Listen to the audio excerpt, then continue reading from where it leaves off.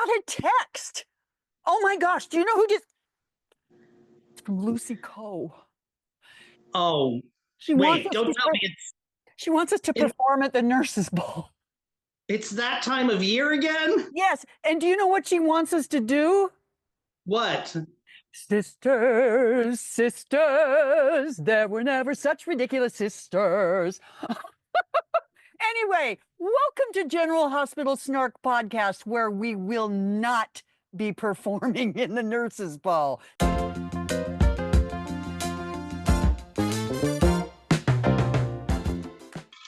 Oh, David? It's 5 o'clock where David is. It's not 5 o'clock where I am, but it's 5 o'clock somewhere, right? There is day drinking, so this is it's a short week in Snarkland. It's Thursday afternoon. We have not seen Thursday's episode, and obviously we haven't seen tomorrow's episode. I will be traveling. David will be doing martini pouring, and life goes on. So let's talk about what happened this week. We are knee deep in Kristina's meltdown, and I am loving the Ava bribery thing with Alexis. And obviously we don't know the upshot of that because we haven't seen today, but the potential there is fantastic. I love it. Ava's the character of the week because of that. Because they're 100%. Writing her as Ava again. You know, I'm still hurting from last year when Ava suddenly wanted to be with Sonny and she replaced his medication with placebos. She was Sonny's house elf for so long, and it never did anything. It's like they would get close to, and then they back away. And then are we going to have no, we're not. And it was tedious. You can't have Ava on as a supporting character. That just doesn't work. That's right. Ava, just like Carly can't really be a supporting character. Sonny can be a supporting character for some reason, but Carly and Ava cannot. So well, you know, soaps were created and they were women driven, and that's how they should be. Mm-hmm. If I want to watch a men driven soap, I'll watch Nighttime or sports. Or sports. No, basically Nighttime, except for maybe Grey's Anatomy. Most shows are written from the male point of view. Yeah. Well, that's why I watch daytime, I guess. Most nighttime shows don't do it for me. So what do you think the end game is going to be here for Kristina? I mean, she's obviously so unstable, and now she's kind of brainwashed Lucky into covering for her. What's the scoop here? Well, here's the thing with the new, and again, I'm saying new writing regime because, as we know, it's been, and we haven't come up with a squish name for that. We had squish names for the other writers, but it's Corte. There might be a reason for that. McCorte. Corte. I don't know. Yeah. McCorte. Yeah. McCorte. Yeah. But you know, again, they have subtly replaced a lot of the writers, and we did read that article a while ago about how, you know, they sit in a room and the craziest idea wins. So I have to say they've gotten very, very good at setting up these great situations. This is a great situation and it affects a lot of characters. However, like most situations that are great setups on General Hospital, they don't follow through. So again, I can imagine where I would want it to go, but where it's actually going to go, I have no idea. Or they'll just ignore it at a certain point. Like they have, you know, Franco's death and Cyrus's death and Agent Case's death. It just goes away when they don't know what to do. I have to say, though, I know people have been complaining about the episodes in the sense that they seem to not do anything. And I have to strongly disagree with that, in that I have found the last several weeks quite watchable. And yesterday's episode, which would have been Wednesday's, that was the episode where Sidwell was talking to Jordan about her coming to work for him. And I made the point on the page this morning, there were just a lot of little blurps of scenes. And that's because there are so many stories going on right now that involve so many different people.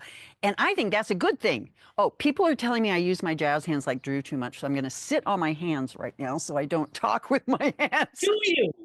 Do you use your hands a lot? I have not noticed personally. Personally, I've not noticed that you use your hands a lot. I don't know anyone else who uses their hands that much. Do you? I went to the Cameron Matheson School of Acting and I learned how to I took a whole semester on hand acting. So, that's why You've touched my heart. I am literally sitting on my hands right now, which means I can't drink my beer. The rest is up to you. On most soaps, you want to say it's a good thing when you can't figure out where the writers are going with something. That's usually a good thing. On General Hospital, it makes me nervous. Yeah, we have PTSD from all the other things. Oops, my hand just did that. Sorry. We have PTSD from all the other things that have never been well planned out in terms of ending. Like we've said many times, GH can set up a story like nobody's business. It's just about 84.2% through, they go, oh crap, we didn't figure out how we're going to end this. So, well, and here's the other thing: they also do a nice little trick of pulling the rug out from under you when something doesn't work. They retcon it. Case in point: Natalia and Jens's son. Oh gosh, wasn't he supposed to be some great artist touring the country, and they were going to hook him up with Blaze? Now they mentioned this on the other day. Yesterday, it was that up. One conversation was supposed to fix this, and it was stupid. Yeah. And I'm like, really? So there are mothers out there that are ashamed of their children because they gave up a career that is, if you can even make the rent at best, is, you're doing well, to become a lawyer. Right. It makes absolutely no sense. And again, it's also like, oh, we're trying to get Natalia away from that whole homophobe thing. Well, let's just repeat it with the son.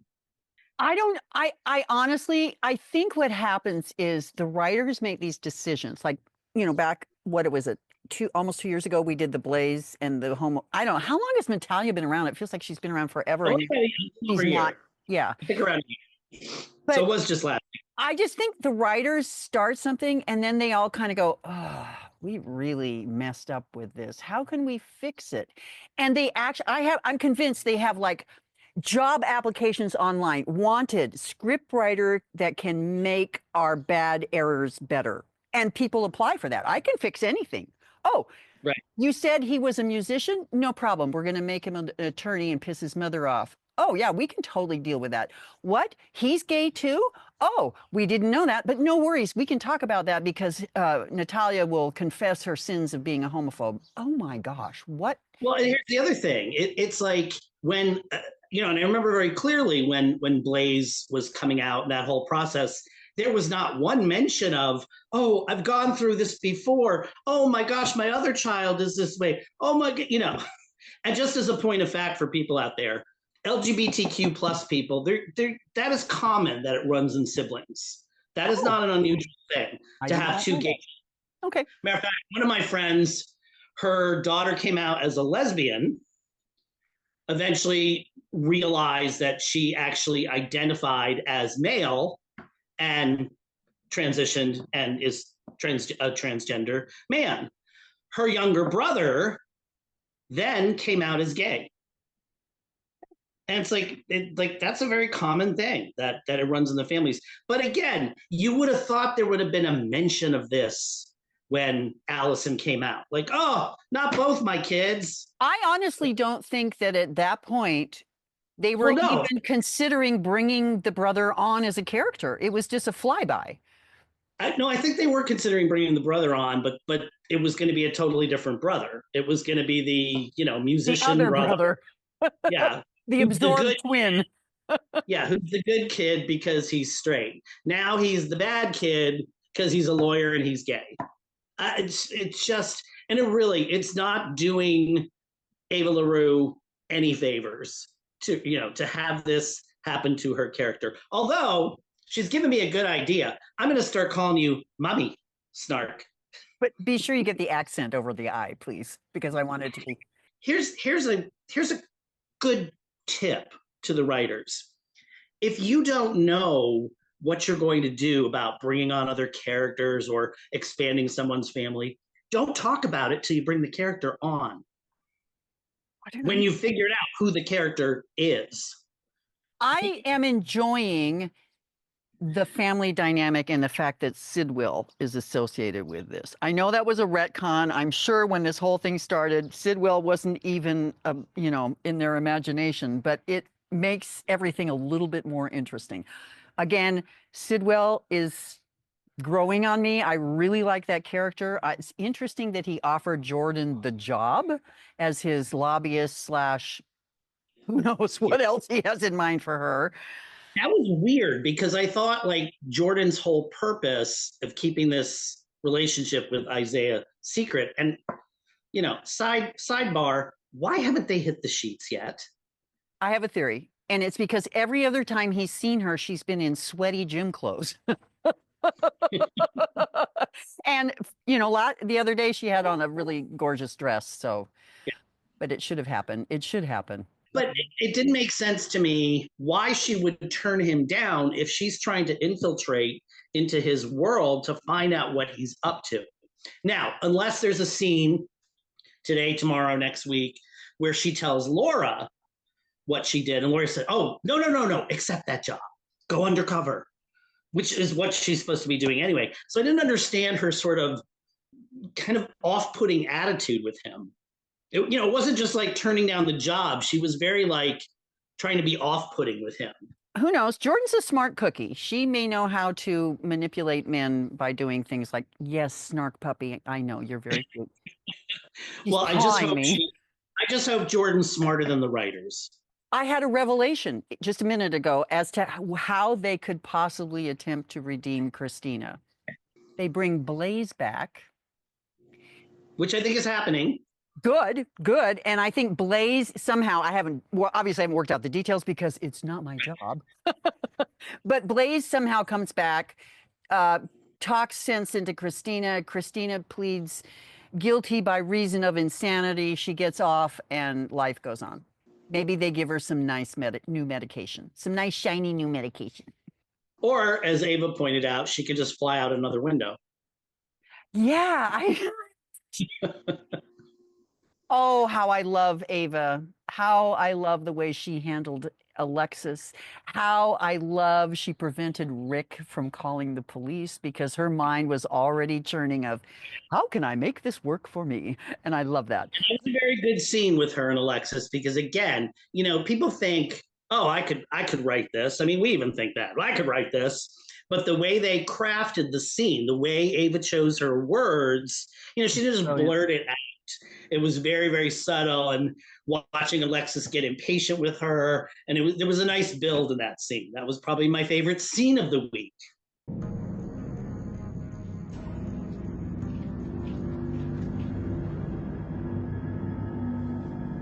What to do? Should I do my civic duty and give this evidence to the police? Or should you and I come to an understanding? Switching over to the Quartermaines. Now, this will get us into, of course, all the other discussions with the Quartermaines. But have you noticed lately that it's like Chase and Dante are partners in, police detectives, but we never see them together anymore, and they live in the same house. Is Dante still on leave? Because have we even seen him doing any policing? Anna reinstated him when they were looking for Cyrus. Oh, right. But we haven't really seen him. We've seen Chase at the station, but we really haven't seen Dante down there. We went out several years ago. It's the Quartermaine house, but there are separate plots going on all over the place. True. Chase is too busy with the Brooklyn, Lois, that whole thing, and Dante's busy with exasperating Lulu. Lulu needs medication. Seriously, that girl is nuts. she would be in my friend group. We would call her high drama and toxic, and we would be like, we're not inviting her anymore. We don't even call her that. We would call her in my circle. We would just call her work. Seriously. This is weird the way they're having her pining away for Dante and yet friends with Cody. Seriously, I don't want her back together with Dante. I would love to see her get with someone else. It needs. Well, and that's what we thought they were setting up when she came back. They were doing the chem test tour, especially with her and Cody. But now it seems like they're just dead set on Cody and Molly. And speaking of Cody, now everybody knows Cody is reckless, can't keep a secret, gets drunk, gets arrested. Why is he giving good advice? If that were me and Cody were my friend and he gave me advice, I'd be like, yeah, I don't think I'm going to do that, because usually he's wrong. But they write him out of character by giving him, making him give good advice to Lulu. I don't think they know who Cody is. I mean, he's been around, what now, 2 years? Ever since crashing into Britt in the pool? Could be even longer. I don't know. It seems like, yeah, these plots go on forever. But they don't know who he is. We know Right. we know he's kind. He is a kind person. But he's not the sharpest tool in the shed. And I think that's intentional. I was going to say Molly with Dante, but hold on a second. Let's get these ages, because how old is Dante in real? He's in his mid 40s, right? In real life, and I believe he went to camp with Brooke Lynn. So I think in the wiki fandom, he's 40. Okay. And Brooke Lynn is 38. So But yeah, how old is Molly, though? Molly should be, well, she went to law school after college. Molly should be at least mid-20s, mid to late 20s. Right. But they have her with Cody, who's supposedly almost 40, which is fine. I mean, that's not. But let me say a different pairing, and you'll get the icks with it. Molly and Dante. That feels like a whole generation apart to me, So I guess Cody's immaturity works for him in that case, right? So should we engage in a little tea? Yes, a little tea. Yes. It appears they may be recasting Michael. So, Chad boy, look for another job. I don't think Frank's holding it for you. We have a couple of famous people on our page, and recently a couple of famous people checking out our page. Could they be a replacement for Michael? One of the actors is Andrew Walker, who many people might know. Look him up, Google him. He does a lot of Hallmark movies. Now, to me, I think he's in his 40s in real life, so he'd be a little old for Michael. But there's a rumor going around that Rory Gibson, who plays Noah Newman on The Young and the Restless, is up for the part. And if he gets the part, it's quite obvious that Frank wants younger and sexier, because Rory is about 29, which is close to Michael Corinthos' actual age. That feels right. That feels right. Yeah. Although, they've sore-assed and de-sore-assed Michael so many times. Originally, he was born on screen in December of 1997. They've revised his birth date to 1991, then 1989, then 1992, then 1991 again, and then back to 1992. So technically, Michael's supposed to be 33.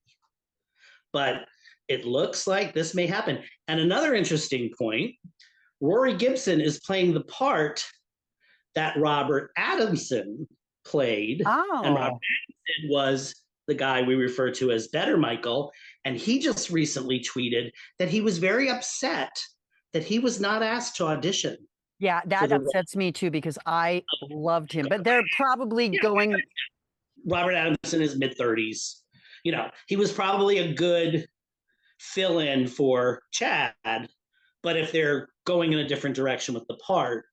This doesn't surprise me in a way, because there was no way they could have kept Michael in the clinic for 2 or 3 years. That was not going to happen, because they've already been, I mean, people are talking to him on the phone and he's FaceTiming his kids and stuff. So, he's ready. Doing better, all it needs to be, Also, the Drew Willow, God, it's been nice not having them around for a while. I think they're back today, but it's really been nice break. Yes, they're back today. Yeah, yeah. It's interesting. I think that will be more interesting if Michael is back. Doing the whole Willow Drew comeuppance without Michael would not have been as much fun as it will be with him. Michael needs to go away for a year or two, but again, if we're recasting him, that's a different thing because the new actor will bring a different energy to the role. I probably will start liking Michael again. I had the same thought. Yeah. Sorry, guys. It's true. Yeah. And hopefully this new Michael won't be punching trees or kicking Chase in the nuts. I want to bring up the one thing about Anna. Okay. And Sidwell's real wife. Justine Turner is her name. ADA Justine Turner. And it's going after Anna. And we've got Smarmy Boyle going after Laura. It's about time. And, the same thing with Jordan a couple of weeks ago saying, yeah, I kind of have a problem with Laura being in bed with the mob. They kept it separate. But again, it's not a good look. Perception is reality in the world. And, why that's never been an issue till now is surprising. But I'm glad they're finally delving into that, yes, Sonny might be problematic. They need to address this. We can't people get away with shooting people in cold blood and then we pretend that they're okay. Now, granted, I think we're going to... Their penthouse blows up. I mean, can you see the condo association? Do we have to pay for that? Are we paying for this? At the condo board meeting, which I'm sure Sonny doesn't go to. When's that going to be fixed? He bought that other house. So is he even going to fix the penthouse? Well, supposedly it's being fixed. So I think, he's supposed to be there. Although I love Valentine's house. I do too. That's a great set.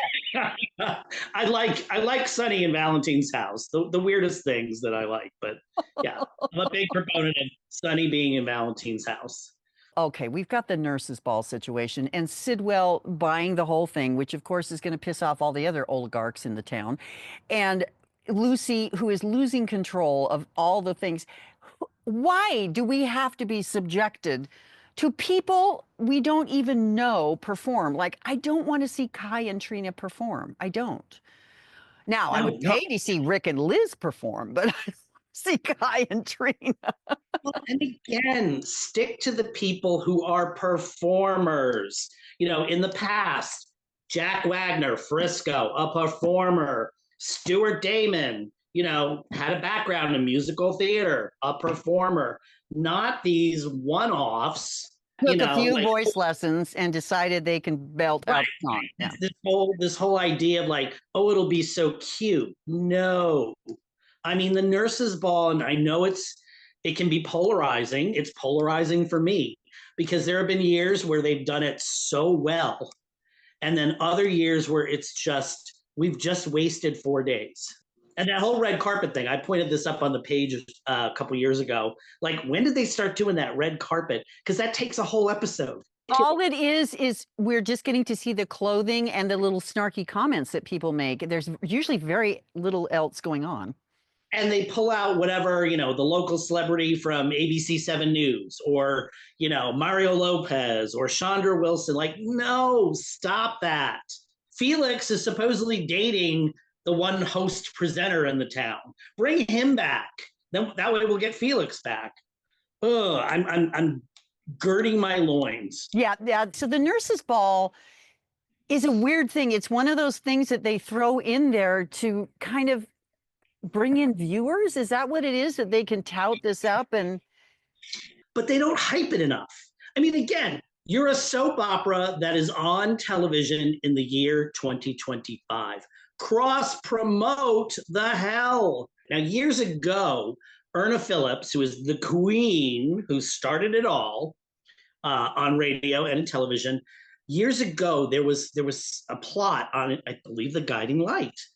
And she had the viewers vote for the ending. Novel like that. And that's so easy to do now. It's so easy. Oh my God, tons easier to do. Yeah. Yeah, you film 2 endings or to whatever you want to do. And then whoever votes on whatever ending, that's what the ending you show. Not that hard. Remember the demographic we're dealing with, though. I've often said I am the demographic, which is true in my age, my sex, da da da da da. However, I have a whole lot more technological smarts just because of my careers than a lot of 70-year-old people. Yeah, that's true. There are a lot of people who are like, "Hello, how do I vote on this thing? What? Hello?" But I mean, there's still ways to do it. I mean, again, you could do the old ABC when they used to do their promotions for Love in the Afternoon. Call a 1-800 number. Well, yeah, the whole campaign they did for a couple of years. What do you think happens next? And they gave you 3 scenarios. You'd call in, they'd show all the votes, and then the next day they would show what actually happens next. Great promo for the show, kept the audience engaged. They just don't know how to engage an audience anymore. I mean, putting, Colonel Sanders or Perez Hilton on your show does not engage. It's not it. Or The Bachelor. I would really like to be on General Hospital. That is my dream. David, do you have a soap recommendation this week? I do. Oh, good. I'm going to start feeling like Mama Snark's old lady podcast because I'm recommending a book. A book. Burn it down. By Margaret Ryan. It's a reaction to the Me Too movement and how it affected television. Now, everybody's crazy about knowing behind the scenes info and what's going on and, why did Kelly Monaco leave GH? Well, read this book. This is primarily based off of nighttime television and how the industry is very toxic. And yes, some things have changed, but a lot hasn't changed. But it gives you an idea. I mean, we have no idea what goes on behind the scenes at GH. We can imagine, but the stuff that goes on in nighttime is probably a lot worse, only because in daytime, you don't have time to deal with these issues. Seriously. But it's Don't kiss me now. Don't kiss me. Right. I'm learning my lines. Yeah. But it's a great read. It's not the best written book ever, but it really makes you think about wow, what these actors and actresses and crew members go through every day. And it's the school playground, basically. I think a couple of weeks ago when Maxie was speaking with obvious laryngitis, I made the point of, you guys think this is a glamorous life. It is not a glamorous life. Being that sick and probably doped up on medicine just to get yourself functioning and having to work. Yep. What we see on red carpets and magazine covers and interviews on David Letterman, I guess he's not interviewing a whole lot of people right now, but you see what I'm saying. That's not reality. That's not reality. These are real people who have to deal with commuting and being sick and bad work conditions and overcrowded parking lots and dressing rooms. And yeah. And just office politics, It is still... I, as a male, point this out to people. It is a male-oriented business, and women are treated probably worse than anyone in the business. Well, I mean, it's gotten a lot better for the LGBTQ plus community. Women are still like the kicking post to most people. Yeah. Straight, gay, whatever they are. It's just women get the short end of the stick every single time. And, that's why... And again, this is probably going to be a very polarizing statement, but that's why I appreciate someone like Nancy Lee Brown, Alexis, because she speaks up. You may not agree with her. You may think she's too harsh, but you got to be that harsh and loud to be heard in Hollywood as a woman. And I often wonder, would people think the same of her if it were a man saying those things? I have that conversation with my daughter all the time, who is an executive, and the guys will nag her about stuff. And I said, they'll say she's being emotional, she's being angry, she's being whatever. And I said, remember, if you'd been a man, they wouldn't have even flinched. So must be that time of the month. Oh God. Yeah. Well, General Hospital Snark seems to have gotten a little bit deep today, a little bit crazy, a little bit alcoholic. Sorry, no text from Wicked Stepmother this week. I forgot to tell her we were filming a day early, so she's probably going to send me something tomorrow morning. And I'm going to be like, oops, sorry. So from my backyard to David's room, kitchen, we bid you a wonderful farewell. Have a great week. We will talk to you on the flip side, and hopefully we'll be caught up by the time we talk next week. Bye-bye.